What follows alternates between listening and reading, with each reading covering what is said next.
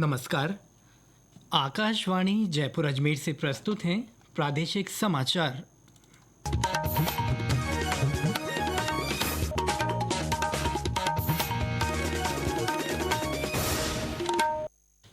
समाचारों के साथ मैं सिद्धार्थ जैन। प्रधानमंत्री नरेंद्र मोदी ने कहा है कि 15वें भारत जापान वार्षिक शिखर सम्मेलन के दौरान शुरू की गई राज्य प्रांत साझेदारी पहल दोनों देशों के बीच व्यापार, प्रौद्योगिकी, पर्यटन, कौशल, सुरक्षा और सांस्कृतिक संबंधों को बढ़ावा देगी। टोक्यो में 16 प्रांतों के राज्यपालों को संबोधित करते हुए प्रधानमंत्री ने कहा कि भारत जापान के समकालीन संबंध लगातार बढ़ रहे हैं। अब समय आ गया है कि सीमित राज्य प्रांत संबंधों को नए सिरे से बढ़ावा दिया जाए।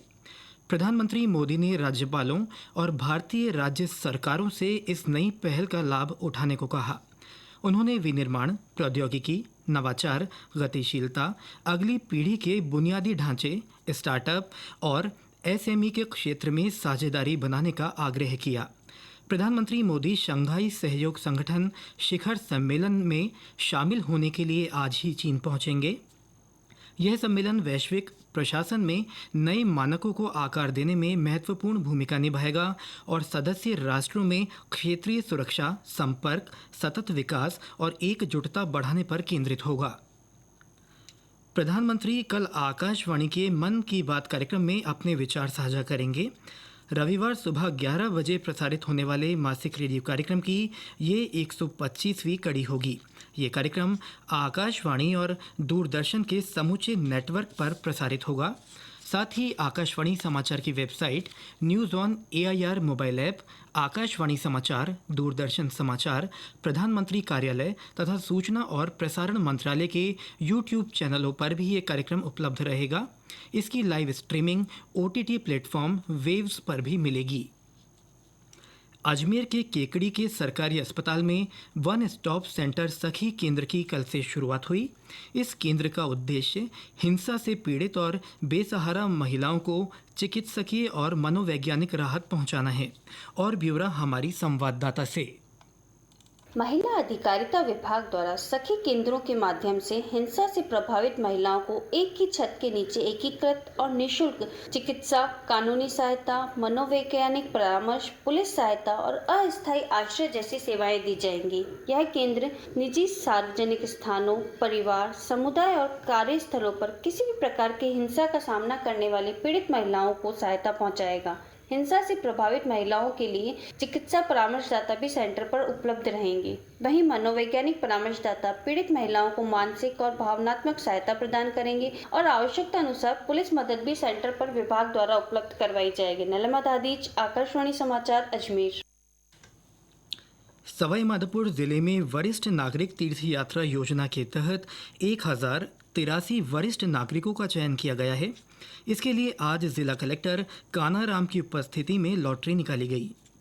इसमें 967 वरिष्ठ जन रेल यात्रा तथा 116 हवाई यात्रा के लिए चयनित किए गए हैं।